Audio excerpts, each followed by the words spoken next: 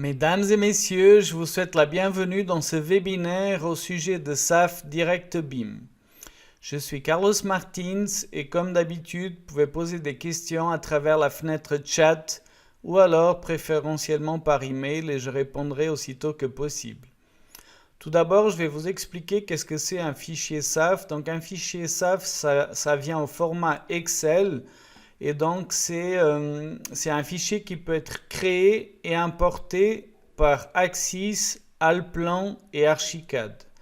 Donc là, en l'occurrence, j'ai reçu par exemple ce fichier SAF de l'architecte et je dois l'importer dans Axis VM. Pour cela, j'ouvre Axis VM. Pour l'instant, il n'y a aucun projet dessus.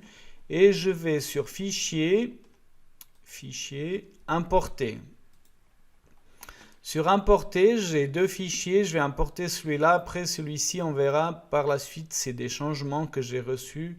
Donc là, j'importe tout d'abord celui-là. Et là, après quelques secondes, donc, nous aurons notre modèle qui est créé. Donc, c'est un modèle qui a été créé sans aucun ajustement à faire donc, au niveau de la structure. Après, bien sûr, vous devez ajuster les épaisseurs, mettre les appuis, etc. Mais donc, vous n'avez pas de problème de maillage. Si je vais faire le maillage maintenant, je n'aurai pas des erreurs, etc. Voilà. Ensuite, je vais juste ouvrir ici la fenêtre éditeur de propriété. Voilà. Et là, je vais mettre vue depuis dessus. Pardon. Vue depuis dessus. Parce que là, je vais juste changer les propriétés, etc. des bétons. Là, j'ai déjà un C2530, mais je vais choisir de nouveau pour avoir un deuxième type de béton. Voilà. Ensuite, je vais mettre vue de face. Et là, pour tout ce qui est partie en contact avec le sol, je vais changer le béton et je vais mettre un C3037 par exemple. Voilà. Ensuite, je vais aussi changer les épaisseurs. Là, je vais juste afficher mes dalles. Et ici, tout ce qui est là, je vais mettre que ça a une épaisseur de 250. Ces dalles-là, une épaisseur 240. Et la dalle toiture, une épaisseur 220. Voilà. Par exemple. Ensuite, une fois que j'ai fait tout cela, je vais aller sur éléments. Et là, je vais juste changer les couleurs. J'agrandis un petit peu cela. Voilà. Les couleurs du matériau. Donc là, je vais mettre 192, 192, 192. Voilà. Tac. Ici, je vais mettre 121, 121, 121. Voilà. Et là, je vais aussi choisir une autre 60, 165, 155. Voilà. Ensuite, je fais valider. Et là, je mets en perspective. Voilà, comme ça, j'ai des couleurs différentes, etc. Donc, j'ai déjà changé les codages couleurs, les épaisseurs, etc. Maintenant, je veux encore ici faire des changements parce que vous voyez, ici, j'ai un porte-à-faux qui est assez grand. Donc là, je veux rajouter idéalement un pilier que je vais mettre ici. Parcourir la bibliothèque des sections et là je vais mettre une de 200 mm de diamètre, un pilier béton. Voilà. Ensuite ici je rajoute ça. Voilà. Là c'est tout bon. Là je vais mettre ainsi et là je dois rajouter maintenant des appuis nodaux. rigide, rigide, rigide, voilà. Et je fais vue de face maintenant. Ouais, je vais juste afficher mes dalles. Et là, je dois mettre aussi l'appui surfacique.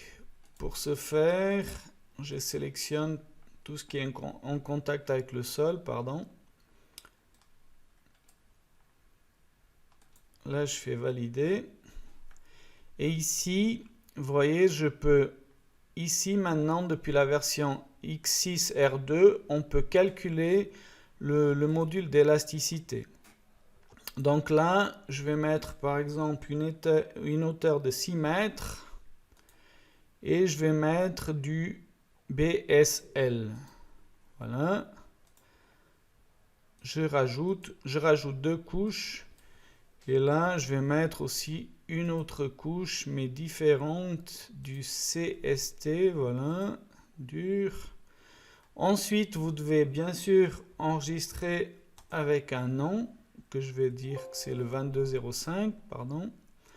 Et là, la même chose. Et automatiquement, il va nous calculer le module d'élasticité par rapport au sol que vous avez calculé. Vous avez aussi la possibilité de choisir, bien sûr, Winkler ou Winkler-Pasternak. Là, je vais en l'occurrence choisir Winkler-Pasternak et faire valider. Cette fenêtre-là, je peux la fermer. Maintenant, je vais ici afficher toute ma structure, mettre en perspective. Voilà. Là, donc, j'ai déjà fait les changements d'épaisseur, j'ai mis les appuis, j'ai rajouté ici 2 piliers, etc. Maintenant, je dois mettre mes charges. Mes charges, tout simplement, je vais ici mettre G de poids propre et rajouter une autre, un cube pour la charge utile. Voilà. Ici et là, je vais créer aussi une charge variable que voilà. Ensuite, voilà, pour la charge de poids propre, c'est très simple. Je vais juste ici peut-être mettre ainsi. C'est très simple, vous choisissez le G, donc ici, vous sélectionnez toute la structure et vous avez automatiquement donc le poids propre partout. Ensuite, ici, je vais juste afficher mes dalles. Et là, pour que ce soit plus rapide et facile, je vais mettre une charge répartie de moins 3 kN par mètre carré. Partout. Voilà. Ma structure, elle est créée, j'ai les charges. Ensuite, on peut aller facilement dans maillage. Dans maillage, je sélectionne tout. Et là, pour qu'on aille plus vite, je vais mettre 2 mètres et faire valider. Voilà, le maillage, il est fait. Nous sommes prêts à faire le calcul de notre structure. Là, on fait le calcul assez rapidement, vu que j'ai choisi une taille de maillage de 2 mètres. Et voilà, nous avons ici notre modèle qui a été calculé, etc. Voilà. Ensuite, vous pouvez choisir la combinaison que vous voulez, etc. Mais là, ce n'est pas le but aujourd'hui de faire cela. Donc là, on avait calculé. Ensuite, imaginons que vous avez tout optimisé, etc. Vous voulez exporter ça à l'architecte pour qu'il ait voilà, votre version, la dernière version de votre modèle avec les épaisseurs, etc. que vous avez besoin. Donc, allez dans maillage, effacez le maillage et ensuite, vous pouvez aller dans Fichier, Exporter. Là, vous allez directement par défaut ici, c'est exporter vers SAF, mais si ce n'est pas le cas, vous devez sélectionner ici quel type de fichier vous voulez exporter. Voilà. Ensuite, dans les paramètres SAF, vous avez la possibilité de cocher ce que vous voulez envoyer ou pas. Par exemple, les charges, est-ce que vous voulez envoyer le poids propre ou vous voulez pas envoyer les charges, par exemple, etc. Ça reste à votre critère. Et donc là en l'occurrence, je vais tout envoyer. Et je vais envoyer le projet entier, par exemple. Validez. Vous définissez un nom et vous faites enregistrer. Voilà. Ensuite, imaginons que maintenant que l'architecte il a fait d'autres changements et il vous envoie un deuxième fichier que voilà, là c'est le fichier en l'occurrence le Archicad 1. Je vais l'importer et on verra comment se comporte donc notre modèle. Donc là tout d'abord vous avez ici trois possibilités. Rafraîchir le projet avant importation, ajouter de nouveaux éléments et comparer le projet existant et le projet à venir. Moi je vais sélectionner ça, comparer le projet existant et le projet à venir. Ensuite ici, quels sont les paramètres à prendre en compte lors de la mise en correspondance des éléments? Moi je vais juste, vu que c'est importé de l'architecte, uniquement la géométrie, comme ça je préserve toutes mes charges, etc. Il n'y a rien qui va changer.